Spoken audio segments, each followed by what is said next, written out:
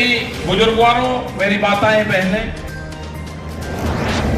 पत्रकार बंधु, पुलिस प्रशासन के लोग, ये मुसीबत अकेले किसान पर नहीं है।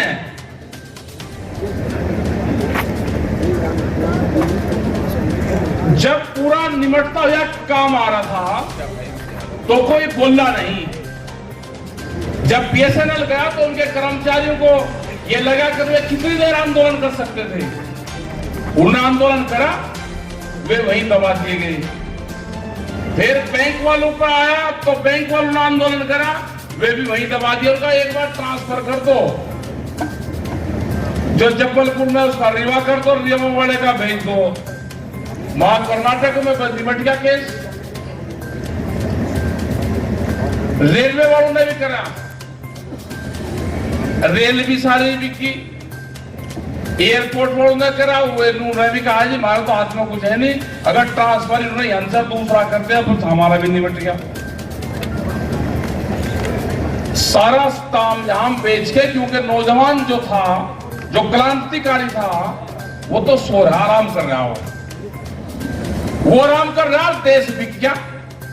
वो सोता रहा और देश हो गया खाली। कार्य में भी आप बताएंगे, वे भी अपना चुपचाप बैठ गए। इन्हें फिर करा के एक व्यापार है दुनिया में, वो व्यापार है भूख का और जमीन छीनो।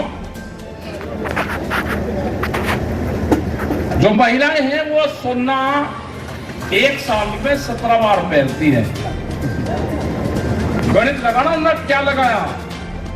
सोना सबसे महंगी चीज और महिलाएं उसका इस्तेमाल करती हैं एक साल में 17 बार।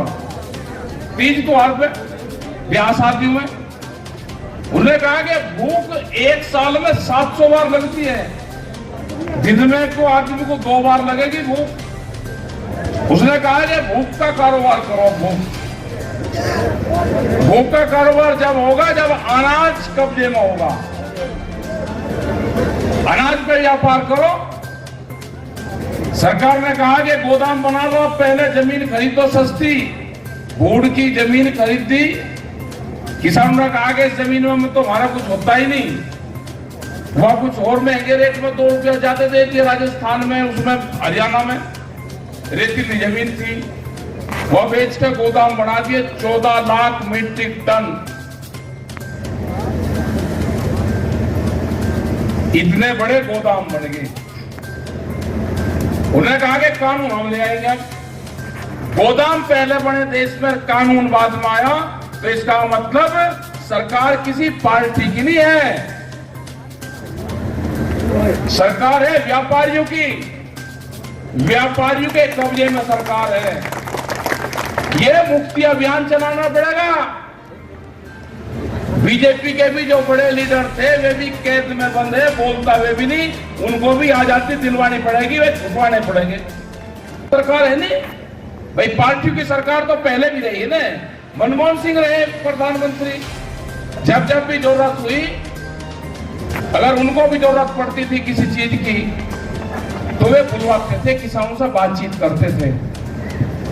जब देश में 2007 में गेहूं की कमी हुई तो टिकैत साहब को बुलवाया उन्होंने और उनसे सलाह ली। उन्होंने कहा कि देश में गेहूं की पैदावार कैसे बढ़ सकती है, आप वो फार्मूला कोई बता दो। 1 घंटे की मुलाकात हुई, फार्मूला बताया। आज 14 साल हो गए, देश में गेहूं की कमी नहीं रही। वही सरकारें थी। जब भूमि अधिग्रहण एक्ट आया, उस टाइम पे जितने भी पॉलिटिकल पार्टियां थी, सरकार कांग्रेस की थी। स्टैंडिंग कमेटी की चेयरमैन सुमित्रा महाजन, वो बीजेपी की बड़ी लीडर थी।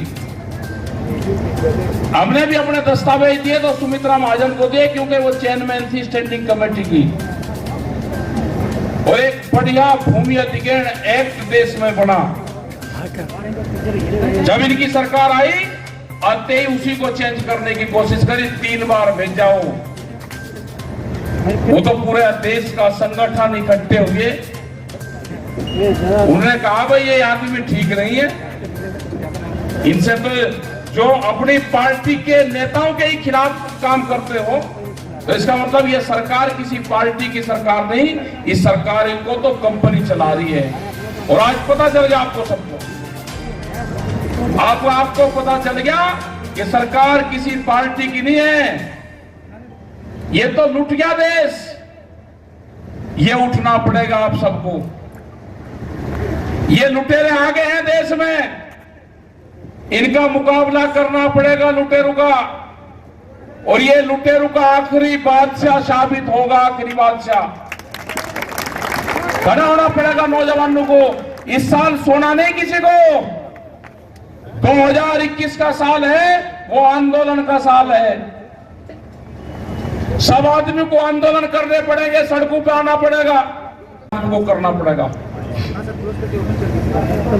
कल नंदीगांव बंगाल में थे, अब कई जगह गए, वे एक मुट्ठी चावल मांग रहे, धान। कोई कुटे कटाई दे दो या कोई साबुत दे दो, वे धान थोड़ा मांग रहे, कोई चावल थोड़ा मांग रहे। कोई कमी है इन पे चावल की? वे चावलों में वोट मांग रहे। हमने कहा भाई चावल तो जरूर दे दो, लेकिन उन्हें एक बात जरूर कह दो कि भाई चावल का जो एमएसपी है भारत सरकार ने तय कर रखा है 1850 रुपये, वो इसकी कीमत दे दो। और इस पर कानून बना दो। दिल्ली में धरना चल रहा, उनकी बात मान लो और इस पर कानून बना दो। क्योंकि वहां का जो बंगाल का धान है वो 900, 800 और 900 रुपया क्विंटल बिक रहा। बिहार का 700 बिक रहा, उत्तर प्रदेश का 1000-1100 तक बिक जा। यही हाल मध्य प्रदेश का है। मध्य प्रदेश में भी गेहूं 1200, 1500, 1600 रुपये बिक जाएगा। हाँ 1300। इनके लाठी ढाल हो गए, बिना उसके ना काम चलेगा। एमएसपी से कम पे बेचना नहीं। नई मंडियां खुल गई। प्रधानमंत्री ने कहा कि मंडी के बाहर कहीं पे भी बेच लो, जहां पे महंगा मिले। तो आपके यहां पे भी नई मंडी खुल गई, एमएसपी से कम पे बिकागा नहीं। 1975 रुपए का रेट है और नई मंडी यहाँ पे है। ये तो दिल्ली में है, दिल्ली में आप अभी जा नहीं सकते, वही ले गए। वही तो होता है, सीधा भारत सरकार का प्रतिनिधित्व वो करता है, वो स्टेट का करता है।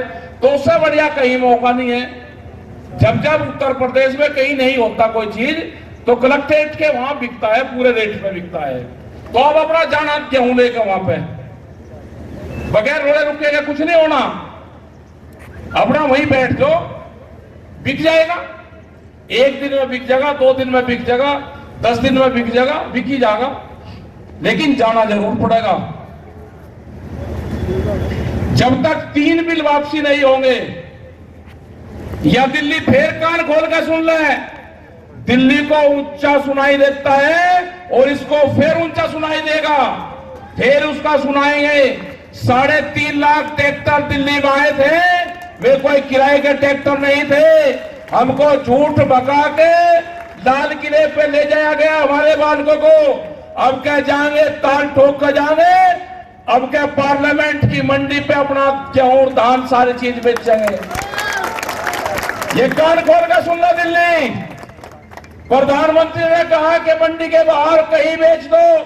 हमें मंडी के बाहर मिला, जो व्यापारी पार्लियामेंट के भीतर बैठे, रेट उन्होंने तय करा, उनके बाहर बेचेंगे बाहर। यह तो कानून बना दो, नहीं तो 5 लाख से ज्यादा दिल्ली के चारों तरफ आज भी किसान बैठा हुआ है। और हमने तैयारी कर ली, लंबी तैयारी हमारी भी है। हमने कहा कि समझौता जाकर होगा, अक्टूबर, नवंबर और दिसंबर में समझौता सरकार से होगा। छुट्टी नहीं करते धरने की बात हम क्या 1 महीने में हो जाएगा, 2 में हो जाएगा। हमें पता है कि इस साल के लास्ट तक समझौता होगा। आज जिंदगी बेचते रहोगे। आज टाइम आ गया। आज यहां पे किसी झंडे का महत्व नहीं है, किसी पार्टी का महत्व नहीं है, कौन किसान की अगुवाई कर रहा है उसका महत्व नहीं है, न आदमी का है। ये रंग बिरंगे झंडे अगर आप देख रहे हो तो किसी ने नहीं कहा कि मेरा झंडा कम लग रहा, मेरा ज्यादा लग रहा। आज कोई नहीं कह रहा, कोई किसी का ही झंडा लगा दो, सब उसी झंडे को कर रहे, क्योंकि संयुक्त मोर्चा बन गया। उसके मोर्चे में 500 से ज्यादा संगठन है। हमने कहा कि जिसका जो झंडा है वो अपना झंडा लगावे, अपना नाम लिखे। जिसने भी छोटा बड़ा संगठन बना रखा है, सबका सम्मान है। सब एक जगह मीटिंग करो। ये किसान की असमंस का सवाल है, ये मजदूर की मजदूरी का सवाल है, ये नौजवान की पढ़ाई का सवाल है, ये देश बचाने का आंदोलन है। इस देश को बचाना है, इन संस्थाओं को बचाना है। अगर किसी आदमी को आंदोलन नहीं करना, जेल से डर लगता हो, वो अपना एक फॉर्म माफीनामा भरा जाता है। माफीनामा जब देश की आजादी में बहुत लोग, गुजरात को भी आजाद करवाना, गुजरात भी बंधन में है पूरा, तो किसानों की बड़ी जिम्मेदारी आ गई। और जोन से रीवा संभाग में हम आए, यहां की एक रियासत, रीवा रियासत हुई यहाँ की, उसका संबंध टिकैत फैमिली से रहा। भाई यहाँ के जो राजा ये वो सिसोली में गए, वो अकबर में पढ़ा, उनका नाम तो मेरे ध्यान नहीं अब, नहीं अभी नहीं गए, वे तो पहले गए, कभी 100 साल पहले गए हो, 200 साल पहले गए हो, उसका सन तो नहीं खोल रखा। लेकिन रीवा के राजा मुख्य अतिथि सिसोली में दुल्हनी पे एक बड़ा प्रोग्राम होता है, वहां पे उसके मुख्य अतिथि रहे हुए। जैसे जैसे उनका नाम भी बता देंगे, तो परिवार से परिवार जुड़ गया। जैसे जैसे तो रीवा का संबंध कहाँ का है, ये हमको बताया जब अखबार में पढ़ा। लाइव मुझे पनेगर में अमर उजाला में वो खबर छपी। उन्होंने कहा जी रीवा में जाओगे तो रीवा की रियासत का संबंध आपके परिवार से रहा है पुराना। तो भाई ढूंढेंगे कहाँ कहाँ परिवार है। अब ये नया किसान परिवार तो है ही, पुराना भी ढूंढेंगे कहाँ कहाँ है। तो ये आंदोलन आपको करने पड़ेंगे। यानी आगे चने 3,500 रुपए से ज्यादा नहीं बिकने वाले। 8 दिन तक किसान मंडी में खड़ा रहेगा, उसका चना नहीं बिकनेगा। यही हाल सरसों का है। 1.5 महीना पहले सरसों का भाव 6,000 रुपए क्विंटल था, आज 5,000 और 4,000 के आसपास का पहुंच गया। क्या होगा किसान का। ये व्यापारी आगे इन्होंने कहा कि भूख पे व्यापार करेंगे, जितनी जनता को भूख लगेगी उसके आधार पर फसलों की कीमतें तय करेंगे। रोटी को बाजार की वस्तु बनाएंगे, रोटी को तिजोरी में बंद करेंगे, गरीब आदमी को भी मारेंगे। जिस तरह की तारबंदी दिल्ली के अंदर हुई किसानों को रोकने के लिए, उसी तरह की तारबंदी गोदामों के चारों तरफ की होगी। बंदर भी अंदर से रोटी नहीं जा सकता वहां से। कटीले तार, किले, बैरिगेटिंग, पक्की दीवारें, लोग भूख से त्रस्त होंगे।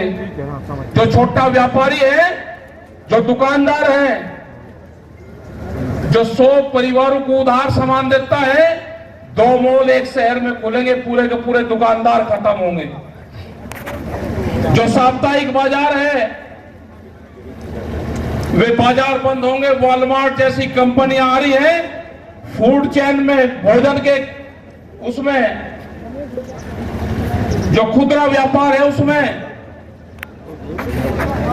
और वो कंपनी वो है वॉलमार्ट, जिसके पास में 10,000 से भी ज्यादा पानी के जहाज हैं।